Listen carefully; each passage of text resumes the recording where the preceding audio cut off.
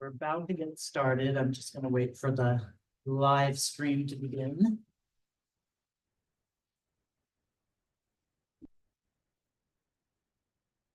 We're about to get started.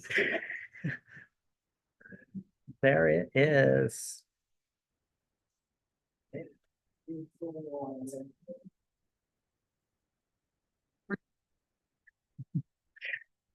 Can't do that subtly.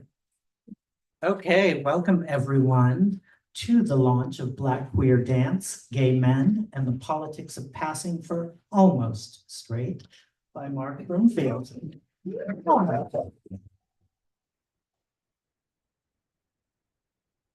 And Mark will be joined by Vincent E. Thomas in a bit.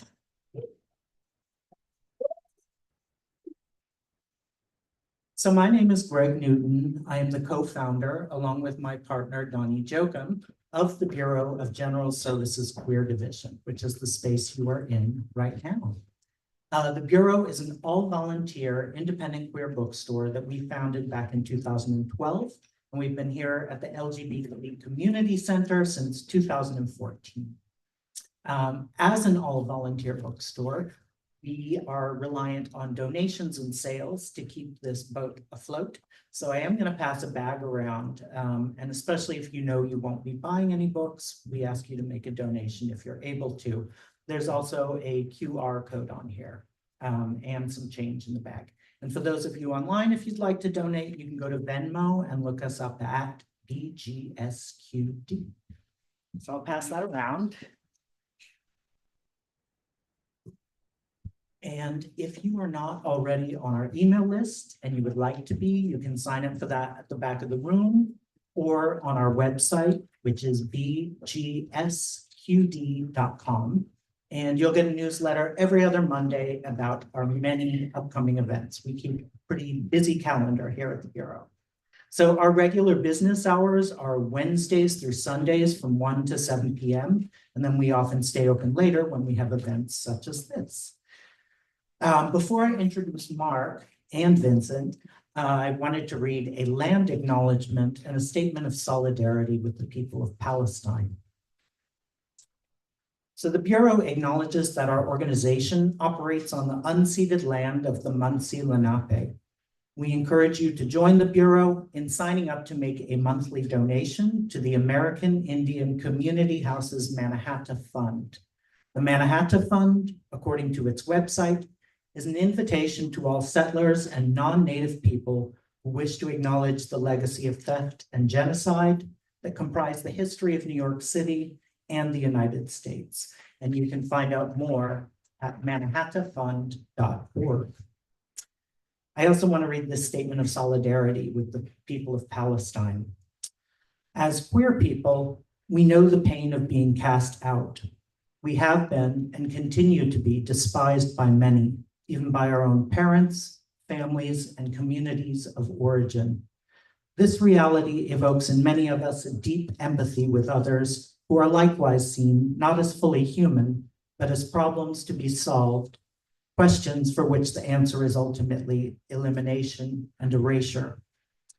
As we watch the ongoing genocide of Palestinians by the state of Israel, carried out with the full support of our government and funded by our tax dollars, we witness the inevitable results of defining a people solely as a threat to the safety and well-being of those deemed inherently worthy of life. This horror compels us to speak out, not only against the current bombardment and siege of Gaza by the state of Israel, but against the historical and ongoing violent displacement of Palestinians by Zionists and the conditions of occupation and apartheid under which Palestinians have been forced to live for over 75 years. In our longing for a very different reality, we draw inspiration from the words of Jose Esteban Munoz from a book we carry called Cruising Utopia. And Jose wrote, "Queerness is essentially about a rejection of the here and now and an insistence on potentiality or concrete possibility of another world." So with that, I am now going to introduce Mark, and we're going to jump into this event. Mark Broomfield, PhD, MFA, Associate Professor of English and Founding Director of Performance as Social Change at SUNY Geneseo. Yes. Excellent. Is a London-born, award-winning scholar and artist of Jamaican heritage. And I'll read Vincent's bio now, since he'll be joining us in a bit. Vincent E. Thomas is a dancer, choreographer, and teacher with an MFA in dance from Florida State University and a BME in music from the University of South Carolina. He has danced with Dance Repertory Theater, FSU, Randy James Dance Works in New York and New Jersey, Edgeworks Dance Theater in DC, and Liz Lerman Dance Exchange in Maryland. He is the founder, artistic director of VT Dance and professor of dance at Towson University. So please give Mark and Vincent a very warm welcome.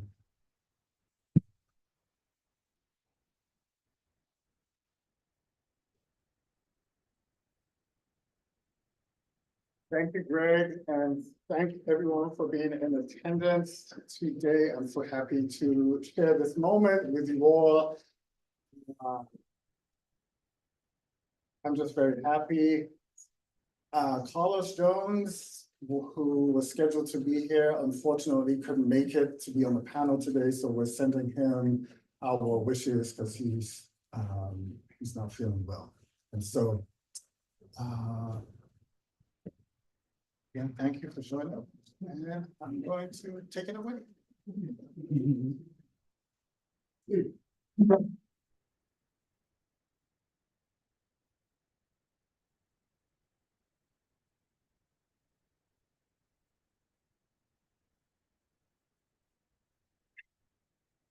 I've been thinking about what it means to be gay and out.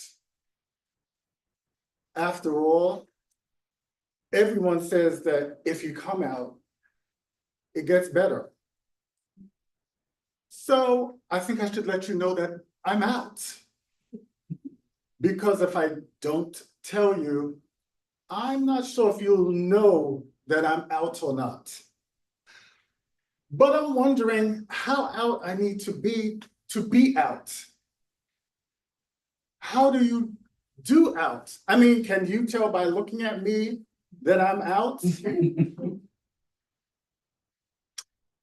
But what if my out is too out for you? Watch out. What if I don't want to let you know that I'm out? Am I hiding out? Am I out then? Or does my out pass for straight? I'm not sure that being out actually means you're out. Are you waiting for something to come out? Do I do out right? Some think I do. Some don't. Sometimes my out is loud. Sometimes not. Sometimes it's way out. And then others say, I have to reel my out back in.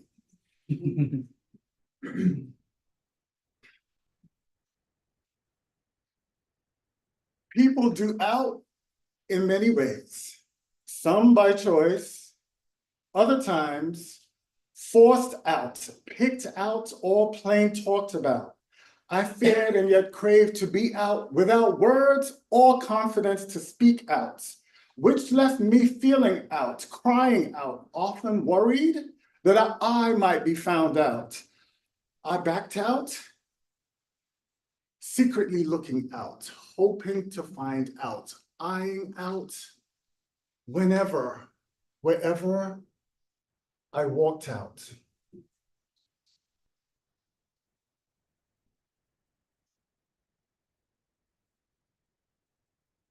See out? Can you? I searched and tried, working it out, feeling it out, trying it out, to drag it out, screaming out, queening out. Why are you freaking out? only to be called out and bashed about. Having woken up after blanking out, made claiming and staying out seemed my one and only answer, from striking out has me maxed out, stressed out, worn out from the terrifying prospect of being caught out.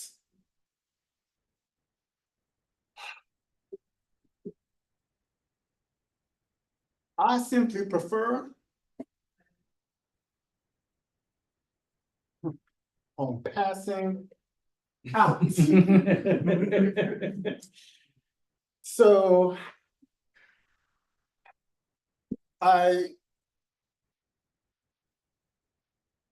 the book begins with a story of doing out. And the poem I just performed is called Passing Out, and it ends the book. And so what I'm going to share with you today are excerpts from my book that illustrate the tensions between doing out and coming out. And so I would like to also frame this in a context of Black gay men and Black queer men in, I theorize, 5 S's: silencing, stereotypes, shame, stigma, and surveillance. So that is the backdrop for the men and the dancers of the book. And so the tension between coming out and doing out is the framing. So I ask you, what does it mean to come, what does coming out mean today in 2024? What does it mean? Right? Why do we still have to come out? Right? Why has it changed? Right? What's changed? And even when people say openly gay, what's that? What does it even mean to be openly gay? So a lot of my work is interrogating that terminology and wondering about its applicability, right? Today. What makes coming out such a fraught metaphor is its inability to address that not all identities fall within the binary of visibility or invisibility. Coming out is a repetitive performance. For Black men and Black gay men in particular, sexual passing means gender performance carries significant weight in how they are perceived, which in many instances means they go unnoticed. Does every social interaction require the disclosure of your sexual identity? Particularly if it is assumed or tacit. Are heterosexual people required to disclose their sexual identity in each social interaction? What coming out does is it especially raises the risk to Black men in a homophobic and racist society already vulnerable to violence. Dancer Sean, and I've changed the names of all of the men that I interviewed, right, to protect their identity. So this is one of them, Sean, reflected on the issue of coming out and how doing so may involve violence as you travel in different spaces. So quote, in his interview, well, you always have to think about self-preservation in that kind of a situation. Well, for me, I think about self-preservation. Now, to be rather honest with you, I'm not going to go through Harlem acting like a big sissy because I don't want to get beat up. I do realize that there are certain parts of the city where I could probably walk around and act like a big sissy and no one would even think twice and probably might not look at me once and then just keep moving. So in the one space, you may not choose to disclose your sexuality in a public manner. Sean details the tension between coming out and doing out in which gender expression as a big sissy with its attendant associations of flamboyance is a form of coming out depending on space, place, and context. Doing so may open yourself to violence. Sean's narrative reveals the necessity of making choices about coming out publicly, and the decision is based on self-preservation and your relationship to space. For example, Schultz went on to state that there are spaces in which coming out may be more conducive. And, Midtown, maybe not even Midtown, maybe a little bit further downtown, Chelsea, Soho, Tribeca, places that might be a little bit more open to you being just a little bit more off kilter or a little bit out there. The space you find yourself dictates the moment-to-moment decisions you make about coming out. Factors driving Sean's strategic choices are a matter of safety against homophobic violence. Is the space safe and open for public disclosure to the public performance of identity or not? Even if you are openly gay, coming out is a repetitive performance act for the rest of your life.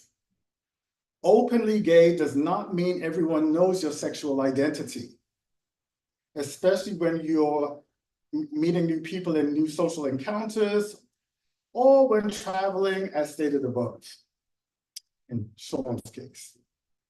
In a culture which privileges visual codes, I will make a case in the next section for how the politics of doing out is preferred for Black gay men. In other words, coming out is in tension with doing out. One rests on the public disclosure and the performance act, whereas the other relies on visual codes or a combination of both. So, doing out. Gender nonconformity and non-binary Black queer men make invisibility less possible. For some LGBTQ people, invisibility is a preferred strategy of survival. Others strategically choose doing out. In both examples, Black queer men exhibit agency, choices, and acts of resistance that confirms or rejects dominant masculinity, with different intended goals and outcomes. Although circumscribed, Black men's choices challenge limited masculine ideals. Self-preservation, self-representation, refashioning, repurposing, reinterpreting masculinity through style and gesture, both visual and auditory, centers embodiment and gender performance as the site of contesting dominant masculinity, because doing out is intentional, doing so risks social consequences. So the rejection of effeminate behavior by many men, regardless of sexual identity, and in my book I talk about this too, because one of the other strategies is straight acting, right? So that is just an utter rejection of anything that is perceived to be on the body as feminine, right? So rather than limiting notions of the performance of masculinity, some Black queer men perceive gender expression through the lens of incorporation and expansion of its boundaries. Like Jack Halberstam's female masculinity, I make a case that Black queer men push for the notion of male femininity.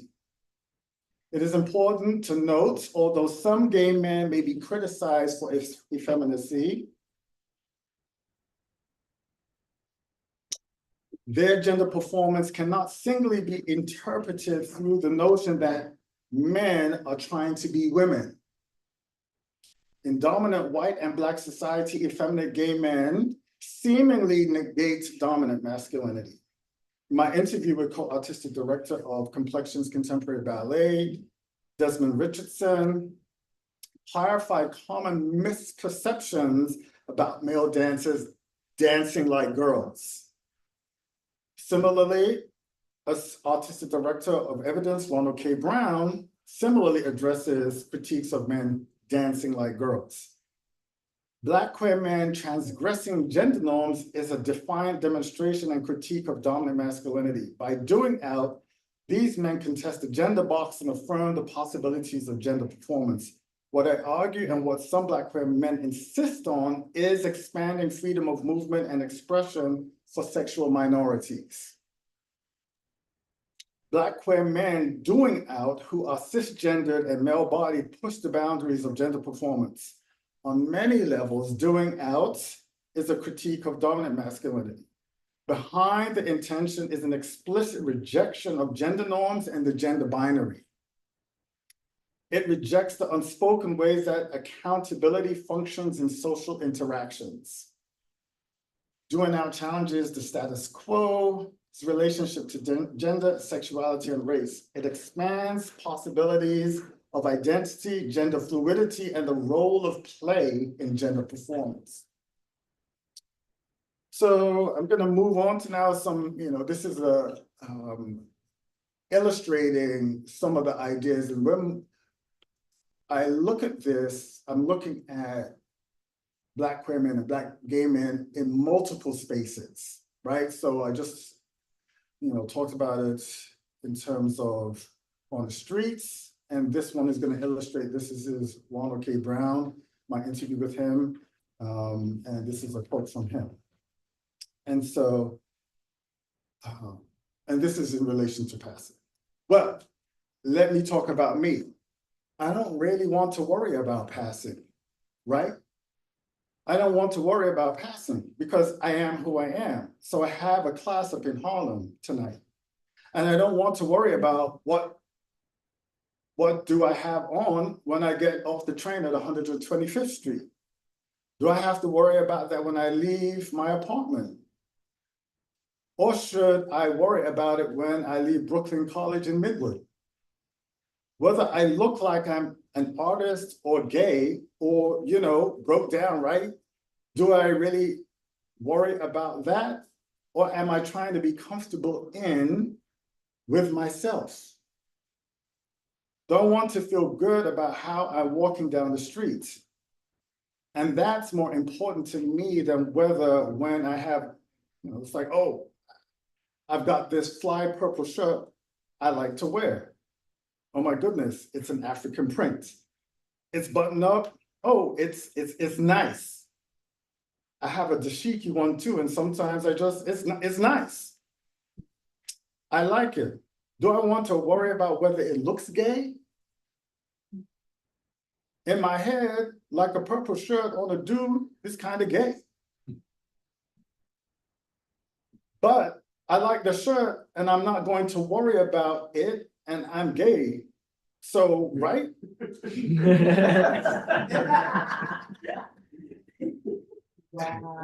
If someone says, you look gay, then I'm gay. So it's not an issue. That's so this is my own story. So I was doing field work in New York City and I was staying with my sister in the Northeast Bronx. Shout out to the Bronx, the Boogie Down Bronx in the Wakefield section, number 2 line. So here it is.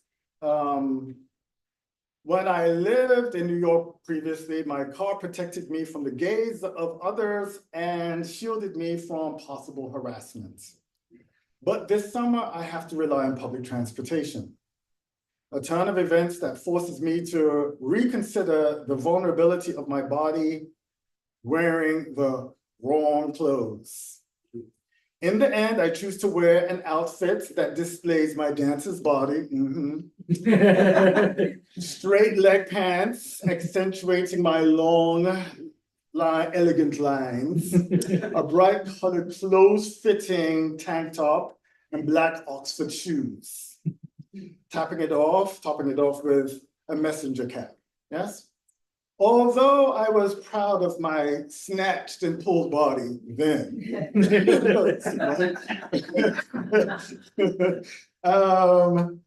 My choices instigated an interior dialogue. oh no, is this outfit too gay? It's okay, fashion choice, you shouldn't matter, right? Uh, if I were in Greenwich Village or Chelsea, I wouldn't be worrying about my dandified look. And then it happens. A few blocks from my sister's house, a car dashes by. As I cross the main intersection, it is filled with several gleeful Black men who choose words whose words inflict a cruel reality on me. They call me Batty Boy, a common gay slur used by Jamaicans. Now suspended between fight and flight, I wonder if they'll return for more verbal insults or possibly an attack. I desperately hoped, that I could make it home without that verbal attack. Like I said, I was just like, okay, let me, all the days before that, I didn't wear, I dressed in ways that to conceal, but I was like, I don't care this day. I'm wearing what I want to wear, right? And then I wear what I want to wear. And in the Bronx, there it is. I was just like, okay, I was hoping that this wouldn't happen, and it did. So imagine a few rambunctious homophobes tried to curtail my self-expression, my flamboyance, so to say, it seems, pose a threat to their ideas of masculinity and societal expectations of gender. So I also opened the book with telling some of the story of O'Shea Sibley, right, who was murdered last year summer, right? Yes. Right, so I mentioned his story, O'Shea Sibley, yes? Important for, right, doing out, just voguing, listening to Beyonce's Renaissance music, and that is, again, a case of dance's resistance. That's what voguing is. And in doing so, again, the choice between fight and flight, right? You fight. Like, no, you will not challenge me. I am who I am. And, right, like you're owning the dance form that you, right, is a part of who you are. And so, and as a result, murder. So for me, that raises the stakes of doing out, right? That's the stakes. And your relationship to space in New York City, right? Liberal New York City. Depending on the spaces that you're in, once again, right? So, alrighty, so this is dancing on stage. I moved to the on stage, and these are some, this is Dwight Roden, co-artistic director of Complexions Contemporary Ballet. And then there are those in contemporary dance, I think, that are more open to different types of dances. I'm definitely one of those people who can embrace a dancer who's not the most masculine. I can look at a dancer who doesn't have a typically strong dance muscular body. I appreciate really narrow, thin, wavy type of dancers, as well as a typical muscle-bound guy. I don't think anyone would say that about not being masculine enough. I think that when what comes out of me is who I am, there is a certain masculinity to me, but I'm actually not afraid of my feminine side, and that you grow into as you mature.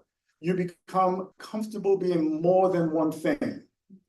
One of the biggest things for dancers is to learn how to be ugly. It's okay to show. You have to be comfortable being ugly or weak or showing weakness or vulnerability. It's not always beauty, strength, elegance, and majesty.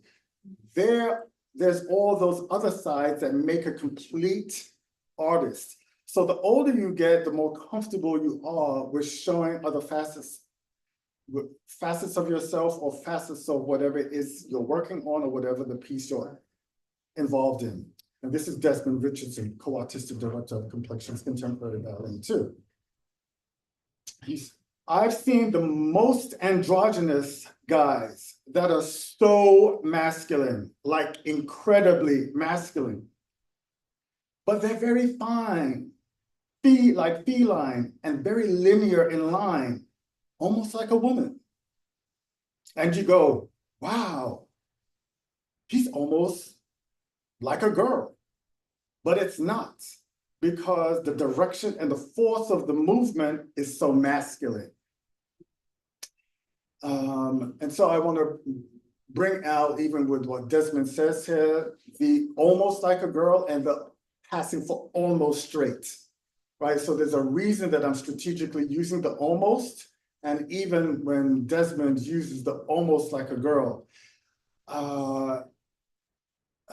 I think what you see in Complexions Contemporary Ballet and what they do with the male dancing body, they're pushing the boundaries, right? Innovating what men can do in the different body types.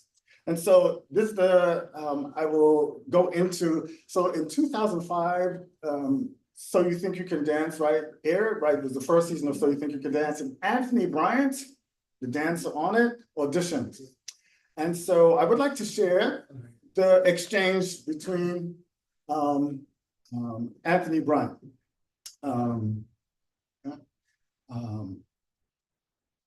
So this is Nigel Lithgow. That's the good news. The bad news is you are not coming with us to Hollywood. I worried about you when you brought out that, and which is the ribbon, and started dancing with it. I need boy dancers to be strong, masculine. I am strong. Sorry, I am strong. It did not come across with your partner. Really? You didn't look like a masculine dancer with your partner. Really? That's interesting. I've never gotten that before. Okay, well, you've got it now. If you would have asked me to dance more masculine, I could have done that. I can still do that. But why didn't you? You're a male. Why should I have to ask you to dance more masculine or like a man? So you're saying dancing like this is not masculine, right? So he did, right? Well, dressed like that with the shirt, the chest out like that, and with what you're doing, well, what do you expect? Look at Hollywood, look at media. Everyone's dressing like this, right? What? Do you want me to button this up? Will that help? Well, can you get, do you think you're masculine? Do I think you're masculine when you dance? No, I don't. Well, can you give me a chance to be more masculine? You were dancing with a partner, young man. You were dancing with a partner. Was that partner male or female? She was female. Which one do I think I would want to be more masculine than? Me, and I was. Well, that's your opinion. Mine was not. You need to review the tapes a little more, I think. Thank you, and then we walks on stage, right? So in this, Anthony Bryant, intentionally, because I interviewed him, he danced with the ribbon. He's a rhythmic gymnast, right? So he incorporated the rhythmic gymnastics into his choreography, and it was an intentional case, right, of doing out, right? He knew what the associations with doing so would be, and you get the expected response, right? From someone who's looking at the choreography and wanted to set a model for what masculinity is, particularly in the first season of So You Think You Can Dance. So we're gonna transition to the front room. My dance story begins in the front room, the West Indian front room, right? And so I was born in London, South London, and Jamaican parents. And my first stories of dance are in the front room, my dad's records, my mom's records, and dancing with my sister. And, you know, when we immigrated to the United States, that continued. And so the front room is, and I'll show you, is an important So I'll show you here. I'll come up to the, so right here, this is my mom in the front room in our home in the UK. And this is Michael Macmillan.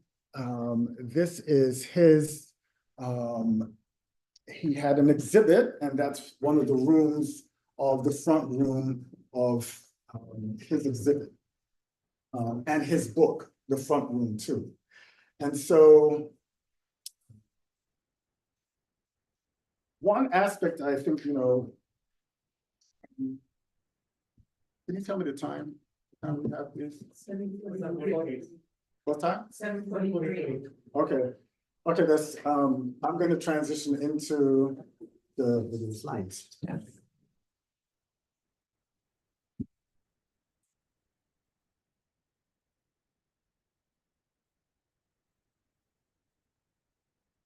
All right.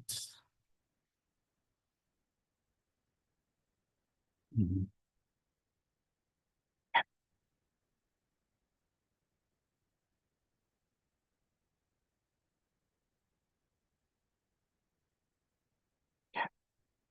Whoops, why did that go there?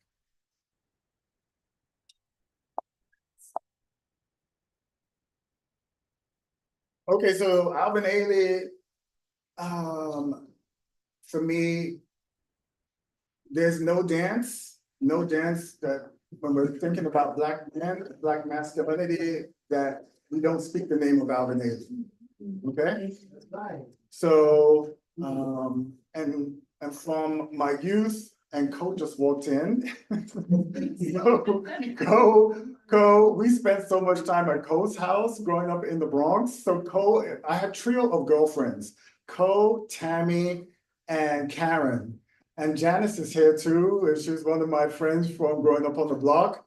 But Cole and Tammy would go to take classes at Alvin Ailey School when it was located at the Mid-Scoff Theater. And so they would come back and I would learn the choreography from them because I didn't have enough money to pay for classes. So anyway, so a lot of, you know, my introduction to dance, not only through the front room, the West Indian front room, but it is the through Alvin Ailey via my friends. And then of course, learning more about him as I danced. And so I'd just like to show a little bit of him dancing Cinnamon from Revelations.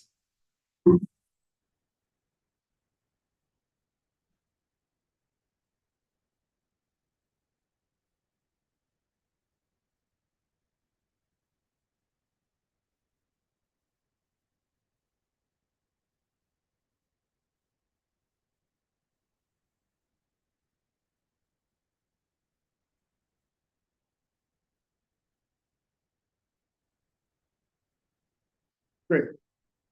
So, Whoops. so we're gonna move on to the next one. I did this exchange. You already heard me, so you already heard me do the exchange. But this is a powerful demonstration. Like if you watch it, you know, it's just really powerful to see. Because every time I show this, I teach this and I show this, and every time I show it, the students are just they're upset. They're upset at such open discrimination, right? Such blatant discrimination. But they're proud of Anthony Bryant for standing up for himself, right? Standing up in the face of someone who's just openly like saying like, you know, like, and he talks about it in some of the interviews that I had with male dancers, talk about like the impact, again, the shame, how that shames men, right? Because you're raised in a culture where you're not considered masculine, right? So again, now you're being reinforced by being called out publicly amongst millions. And so we'll just skip that one, please. Whoops. Sorry. Slide. And so I would like us to show, this is Ashton Edwards, who is a dancer with the Pacific Northwest Ballet. And so there are a lot of people who have paved the way for Ashton Edwards to be dancing and doing what really pushing the gender boundaries in dance. And so I think it's important to show what they are doing. But there, there are so many people that paved the way: Bill T. Jones, Ralph Lemon, Nicholas Lecter, this Christopher Rudd is here, so but there are a lot of people who have paved the way to, and Dwight Rhodes and Desmond Richardson, Ronald K. Brown. There's a lot of history of people paving the way for the freedom of expression and freedom of movement. And so I think, just like to show a little bit of this.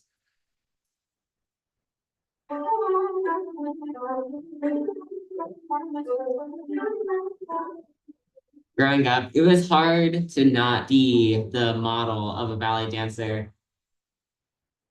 For Black men in ballet, we're historically known to be strong, manly partners, and I never fit that mold. I guess that makes me a little self-conscious in my classes. Historically, ballet has been binary and gender separated. For the women, they usually dance on point. There shouldn't be any restrictions on gender or race or anything in ballet, especially. Everyone should be able to dance on point and to feel as beautiful as they are. I always remember going to the ballet as a kid and seeing the women on point and just thinking it was the coolest thing in the world. I don't know if it was the tabooness of it, of that men weren't supposed to do it, or if it was the feminine side of it, that I was doing something that only women got to do that made it feel special or different or unique. Point shoes are what the women wear. Men don't wear point shoes in ballet. What the point shoe gave to the woman was it gave her a light, ethereal quality, almost like a otherworldly. She could be a spirit, she could be a ghost, she could be a nymph, she could be a swan, she could be something other than just a person. It's such a dated mentality. So for me, it's just about the bodies, it's about the movement, it's about the structure of it. Well, why can't it be a beautiful, long, elegant man dancing around on point? Why can't the queen save the prince? These are barriers that ballet has to come over. The piece that I'm choreographing, it doesn't have a name, it doesn't have a title, it doesn't have anything yet. It just has steps. And I want to like strip down the gender of it and just put a boy on point and it not to be that big of a deal. It's been really cool to work with Josh. He's created this really comforting, safe, queer space where we explore movement and also are just completely ourselves the whole time. And I'm so fortunate to just pick his brain and he gets to see what I can do and we get to just push each other in our limits and where ballet can go. I've been told many times I need to be more manly. I need to stand up and be bigger and stronger. And so now I'm reflecting on who I am and who I want to be as a person. I take men's and women's classes, and I'm training to perform as a gender fluid ballet dancer. The feeling I get when I'm dancing in Josh's piece is a lot more natural. It's become a larger part of me that I want to showcase and I want to give to my audiences.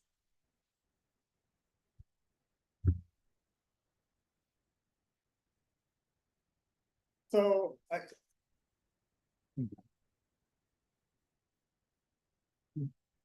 and then can we go to the next one? So please, this is get to the next. Next one. Yes. So and then we'll go to the next. So in 2018, there was another basically we have another situation like another example of just addressing the issues of masculinity and identity in dance. And so so that was another one. This is part of we're not going to look at this, but this is a part of the documentary I'm working on called Danced Out, but the passing and sexual passing is critical to it. And so can we go to the next one, please? Yeah. So Desmond Richardson. So I just want to show just a little bit of the next one, please. Dwight Roden, and then this, and just show a little bit of Desmond Richardson in the icon reel, please.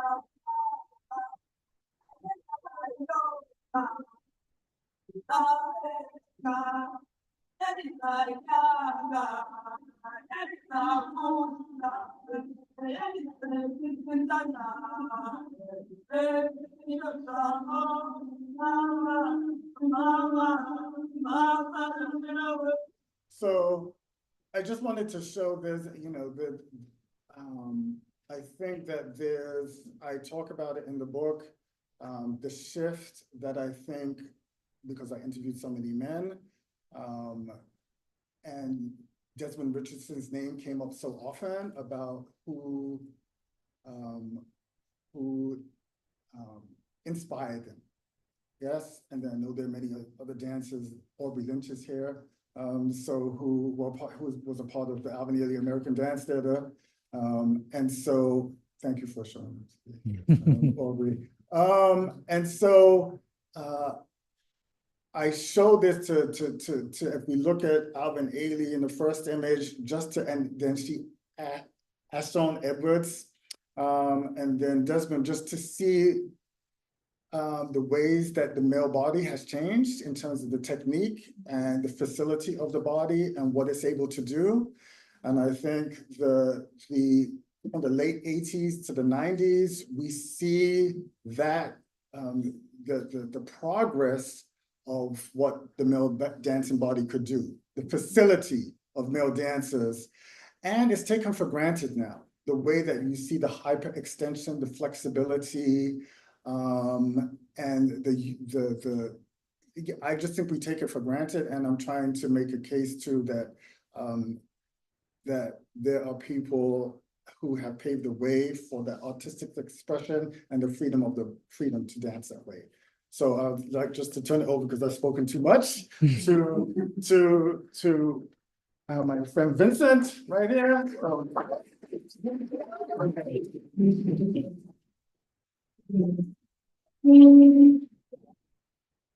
So I would like to offer this space. We can take a deep breath together. Right. So inhale, please. Yes. And exhale. Yeah. And whenever you need another one of those, just go right ahead and do it. Hey. So much has been bubbling up for me, as I know it has been for you as well. And I know we want some time for a short question and answer. But I'll just say one of the things that came up for me was, of course, the front room, and where dance really happens in my family, in the living room. And I was just telling my students about my mom and dad doing the shag down in South Carolina. And but I also remember peering in the living room at my mom and dad and their family and their friends at a house party at night, and just wearing the rug out. And then, you know, there was a time when they let me come in, and my sister was just saying that I was just like all over the place, and they were just so excited. So when I think about honoring my first dancing, it wasn't the formal 4-square room that we take, but it was the likes of Don Cornelius and Soul Train, American Bandstand, Hee Haw, the Lawrence Welk Show, Seven Brides for Seven Brothers, you know, like all of these shows, Singing in the Rain. And then, of course, Michael Jackson and the Jackson 5, the Osborne Brothers, the Spinners, the Four Tops, the Temptations, like all of these, Gladys Knight and the Pips. Like all of these influences that are our from our movement tongues that we Absolutely. have to honor. So I was flooded with memory and thoughts about the front room Yes. and the living room. And then watching these powerful video clips, I was reminded of at Towson University, where I teach, I have a program called Movement Enhancement Skills for Men. And it's an amazing program. Young men from all over campus come to take the class. And yesterday, we just did the Unearthing Masculinity Life Shop. And so I switched it from workshop to life shop because in reading what it has done for them, it has shifted and changed their life. And sometimes workshops don't do that for us, but life shops can do that for us. So, and where we're unearthing and interrogating this word masculinity of how we define it, not the Webster dictionary term, but how they define it in their 21st century brains. And then, you know, of course, how did they come to know it, to learn it? This word masculinity. And so we look at socializations, but then I also stress the LIE, socializations, and how some of those things of how we learned about this particular word are untruths or lies. And then to consider and think about, so what do you want it to be tomorrow? Yes. And I do have hope in these young people because they're thinking, some of them are waking up, they're thinking about what this is and how they've learned it and beginning to wonder and question. So, but one of these clips reminded me of a young man that I was teaching in a high school. And he said, my teacher taught me this step. And then she said, now make it masculine. And he was like, what?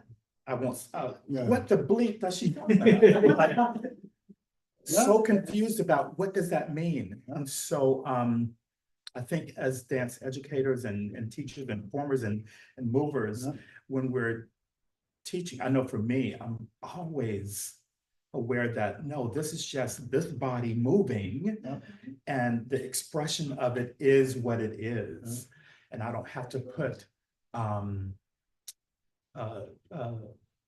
gender on top of it. I can just let this human body move. So thank you for sharing all of that and what it uproots in us and thinking about this. Thank you so much, Vincent. So the front room, it is for me, that's why so the chapter is the third chapter in the book. It's called Just Like a Girl. And I call it Just Like a Girl because so much of what I did as a child, that's what people said about me, just like a girl. So I'm just, so I'm just like, okay, I'll own it.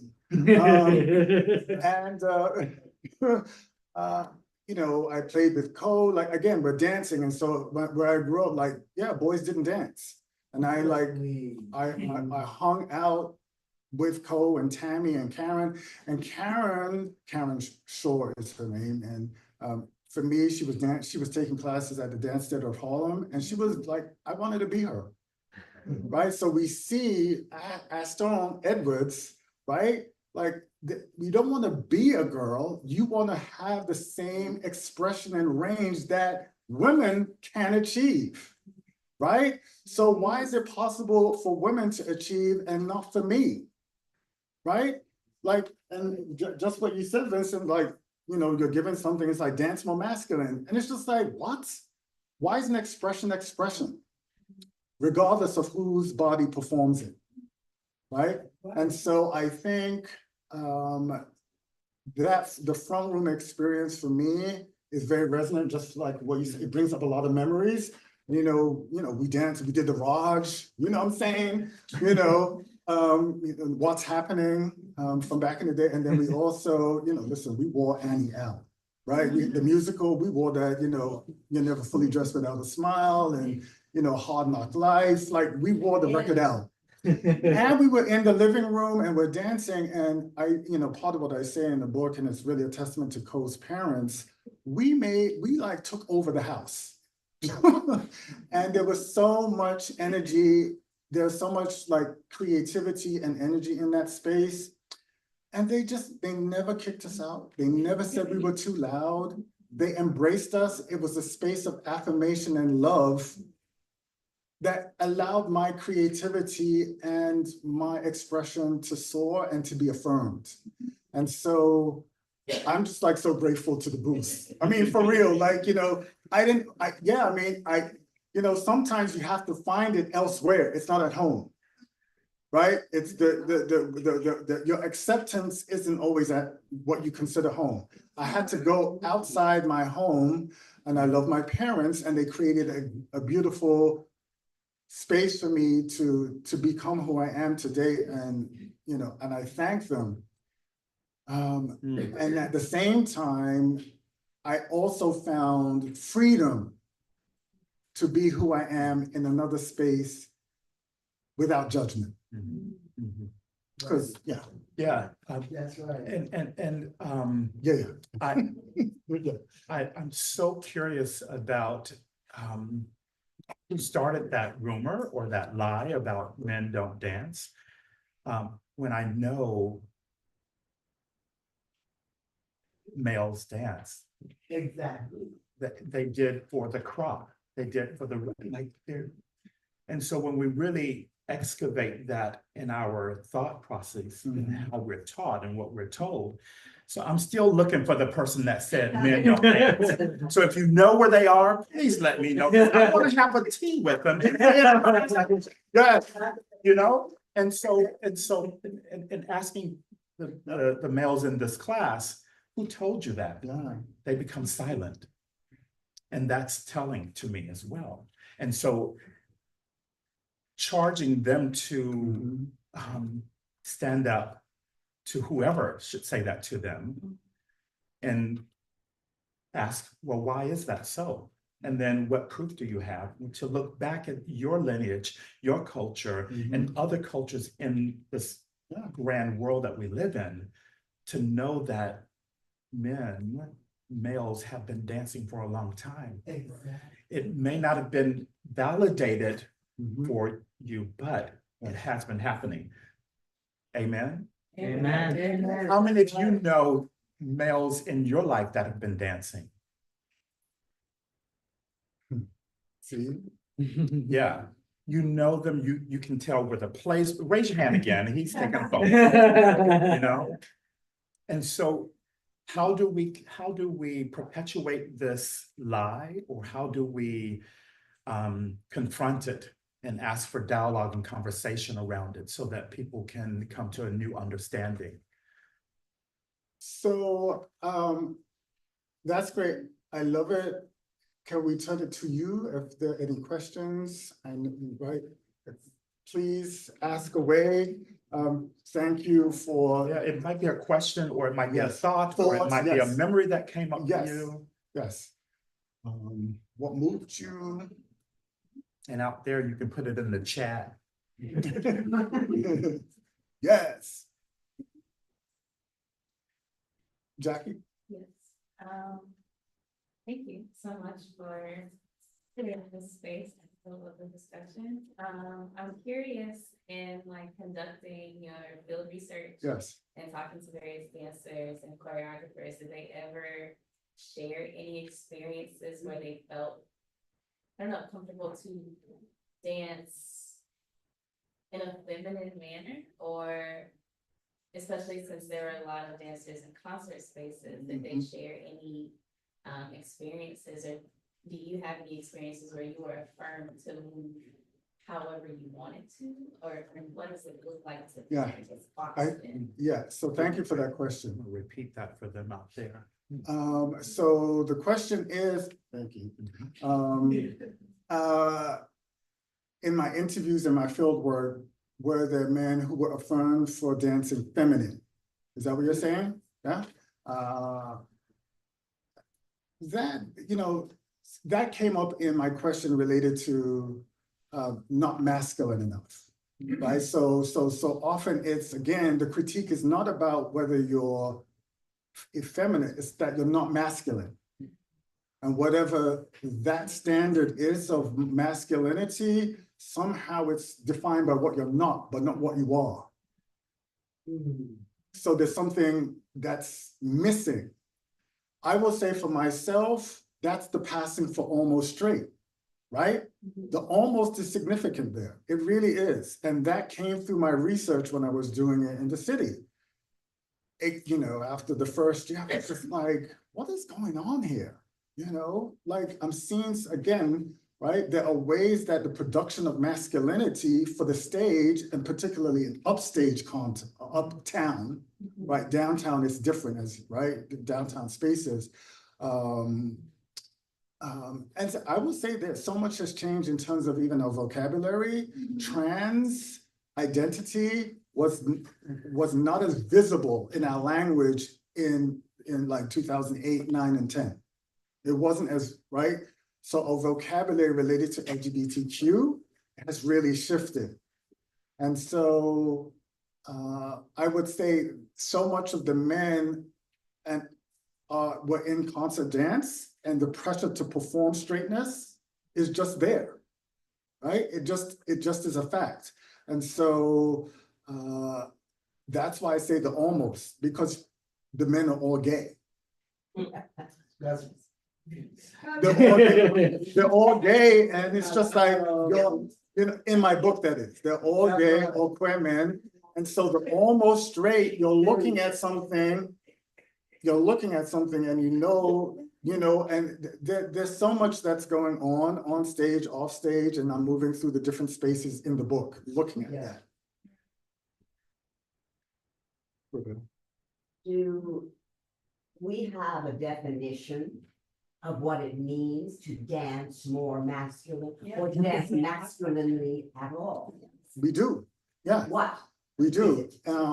And so it depends on the context. So whether you're in ballet or if you're in modern or contemporary, and we know that things have shifted.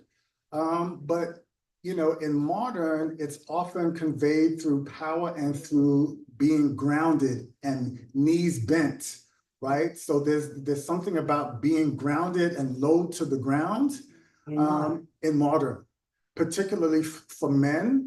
Because the opposite of that in ballet is on your toes, and also the appearance of having no weight. So ballet is the weightlessness versus the groundedness. And so when you're looking at men, you want to see the force, you want to see the power, and you want to see the strength, and you want to see the muscularity. Okay, but in modern, the women can't be grounded, and the women can't have strength, and the women can't. Yes, because I'm thinking about urban bushwomen. Urban bushwomen. These women are grounded, weighted. They're. So what are we talking? That's why we're here. But part of it too. So this is what I'm saying. Men in dance haven't been, to your question, Jackie, men haven't been given permission to be feminine. We haven't been given, so the whole notion of being soft, I was soft. I talk about that in my memoir section in the book. That's, just like a girl, and he's soft, him soft, all the time. They said that about me growing up. And I'm just like, what did I do? What did I do? Right? And that was the term that was used to describe me growing up all the time. And so it is seen as a negation of masculinity, being soft. And so again, that's where the shaming comes in. You're being shamed and you're stigmatized for accessing something. And I know there are, just like we saw in the example of Ashton Edwards, right? Like you're saying, okay, that is the truest expression for Ashton, right? Dancing in the way that they do. So why is it off limits? Why are we scared of it? What are we scared of? What is the fear, right? So urban bushwoman, we see the groundedness and the attack, the power, and all of that, and we see it in women, that is available to women in dance. But somehow we don't have men, male-bodied, particularly male-bodied. What is available to men? Why is it stereotypically what we think of as masculine? Why can't we do more with the language and the expression? And so I think that example is really challenging. I mean, ballet doesn't do it. I mean, Ballet Trocadero does it, right? But we know we have the drag component. And so, you know, there's a way of bringing the audience in.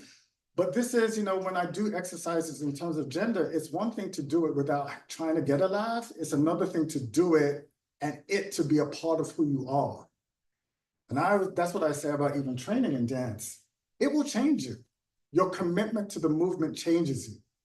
And people are afraid of the commitment to do it because it will change who you are. So you either want to commit or you don't. Eileen, you had a question? I'm not sure what I wanted to say, but I think my new friend here basically said it. As a woman who always preferred more grounded, modern, what would be considered more masculine movements, it's embarrassing that it never occurred to me that that couldn't be reversed for the male. So I'm so glad that you're having this all here to talk about it. Thank you. Because Yes, so hearing you speak, what I'm hearing is that we are letting other people define what is feminine, what is masculine, right? So that has to stop.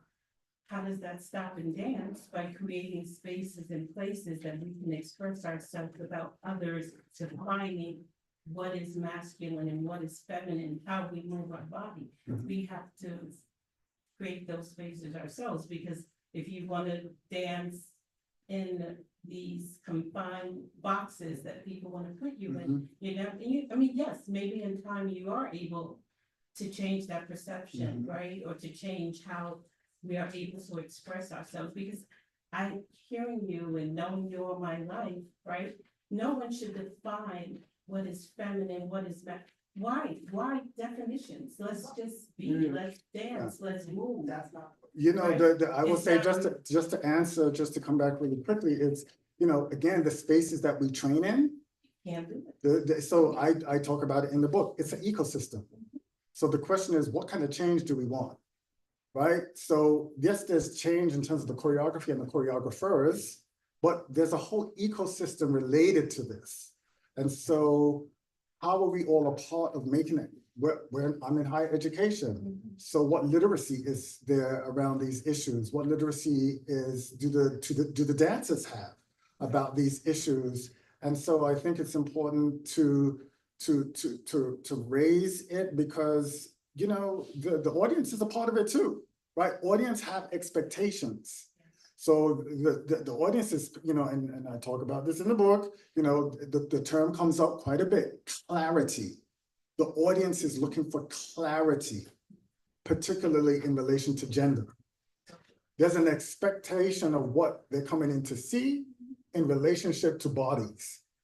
And when you're challenging that, and some people do, right? There are artists who are clearly challenging the binary.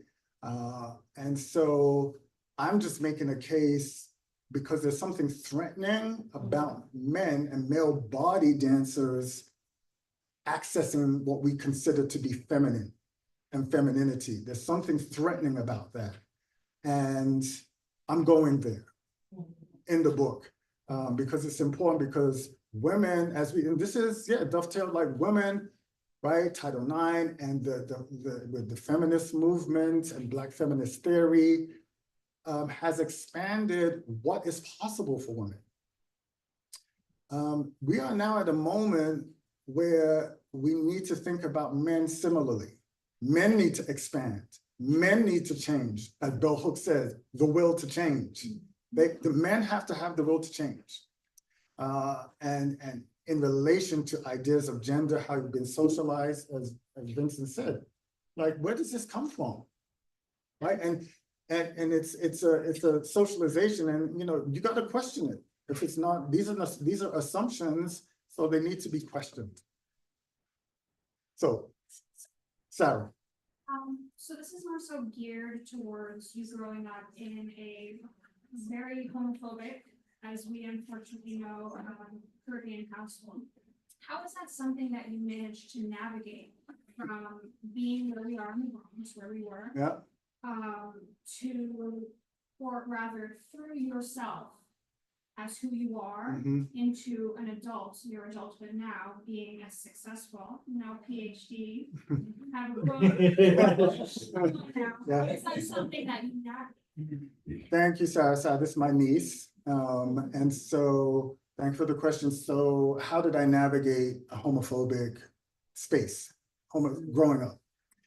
I will say you have to find your people. And I found my people in Janice. I found my people in Co. I found my people, right? I found my people in Cousin Audrey. My cousin Audrey is here. So there are people that you have to find who believe in you, who see you for who you are. And you got to create a community. Yeah, it may not be your family, your blood, but that's what it means, family of chance and family of choice. I built a family of choice.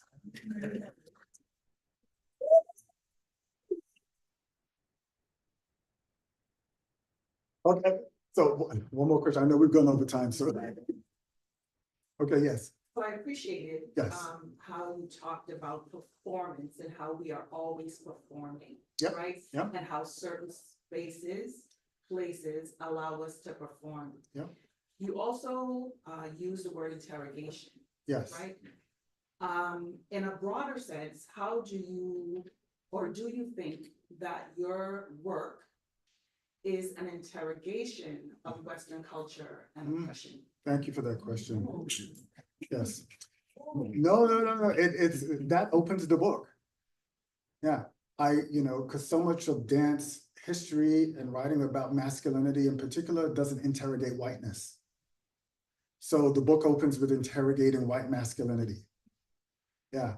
The whole notion, the concept of what gender is in the context of the West is putting whiteness under critique and exposing it, right? Because the resistance, again, when I took that, when you're talking about Black masculinity, you're talking also about resistant masculinity. Yes, and so the intention. Now, again, we know that there are rewards for dominant masculinity and patriarchy, right? And so, but that is the tension. So I unpack that in the book. And it's an important unpacking of whiteness, because there's a way that we think when we go on stage, it's just like, okay, they're just, people on stage dancing. And I'm just like, a lot of the books you read, they'll just take it for granted a man is a man. And I'm just like, no, like you haven't introduced whiteness, right? Race is always default Black or other people of color. Default isn't white. So I talk about default whiteness. The default is white. Quite frankly, because that's the standard who we're being judged against. And so we're resisting, and that's what you see in voguing. Quite in fact, yeah, you see the resistance like to gender norms, particularly in a Western context, and and it's defiant, right? The expansiveness of what the body can do in ballroom culture, right? And so I think that is an important component. That particular interrogation, and going forward, it needs to continue to be interrogated, how it applies to the male body. Because for me, I feel like there's a lot, Vincent. I see a lot of, work about white women in dance, right? Written about. There's more, scholarship on Black women in dance, but in terms, there's just not a lot of scholarship on Black men and Black masculinity. And so we're not interchangeable. Our bodies aren't interchangeable. That's why, you have still today Calvin, Royal, who's like, right, who's a part of the American Ballet Theater, the principal dancer of American Ballet Theater, right? He's just still, right, a token. Maybe that's not the word to use, but I'm just saying when you're the only when you're the only one, right? You're still the only one, and Misty Copeland, right? Like, why are we still having only one in that context, right? In terms of Western, what we consider the highest art form in the West, which is ballet. Why is that so? Why don't we have more Black representation of people of color in ballet if they're interchangeable? And bodies don't mean anything. We know that's not the case. We know so they don't want you to interrogate race, but race is about whiteness. We need to foreground whiteness in all its invisibility, because we know in the country right now, that's what we're being forced to reckon with as a country right now, politically. And I think it's time for a deep breath again. I'm feeling it in my spirit. Like a nice deep. Okay, thank you. Okay, woo. Yes. And I want you to hold that inhale just for a moment. And slowly let it out. That was so good. Let's do one more.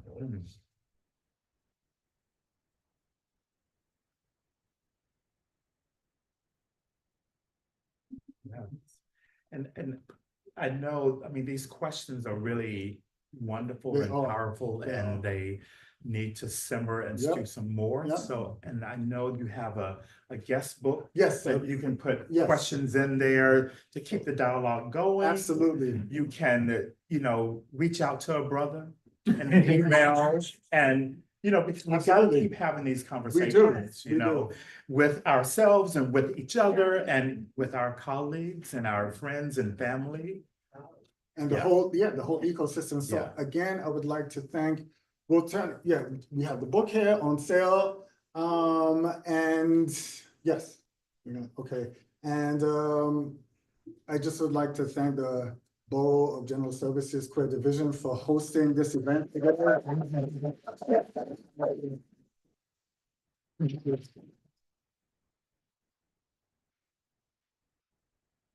For making the space for scholarship to have an audience and to be received. Thank you so much. And for all of you out there who are watching, thank you for tuning in too. So we thank you, and yes, please stick around for a little bit, and then please do sign the guest book and buy the book. Yeah, buy the book, please. So yes, thank you. I mean,